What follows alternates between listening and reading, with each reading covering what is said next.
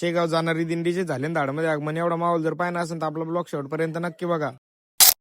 नमस्कार मित्रांनो, तर मी तुमचा लाडका ऋतिक नादर करू म्हणे आपल्या गावात शेगाव जाणारी दिंडी आली. आम्ही निघलो मग दिंडी पाहायला जाण्यासाठी. इथं पाहत होतो काही महिला मंडळ पण आले होते दर्शनासाठी. इथं पाहत होतो काय सगळ्या रोडावरच रांगोळी काढून ठेवल्या होत्या मस्तपैकी. मी निघलो मग दिंडीकडे जाण्यासाठी. दरवर्षीप्रमाणे या वर्षी राजे संभाजी डीजे पण होता इथं. चला म्हणलं एकदा माऊलीच्या रथाकडे जो माऊलीच्या रथाचे दर्शन घेतले एकदा की तान्नी. मग सकाळीच माऊलीच्या रथाचे दर्शन घेतले. एकच नंबर भारी वाटलं मनाला. सगळे वारकरी मंडळी निघाली मग पुढे जाण्यासाठी. पाहून घ्या मग आता तुम्ही पुढे माहोल.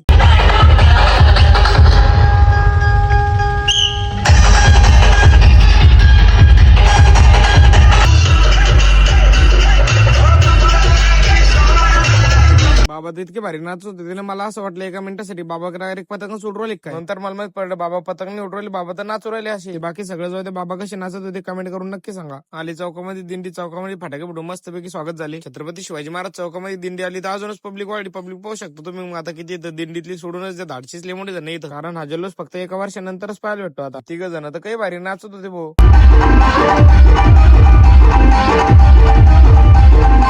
दिंडी गेली मग आता समोर. आम्ही बी चाललो मग आता घरी. आजच्यासाठी एवढंच. भेटू पुढच्या ब्लॉग मध्ये. तेवढं फॉलो करून घ्या मग आता.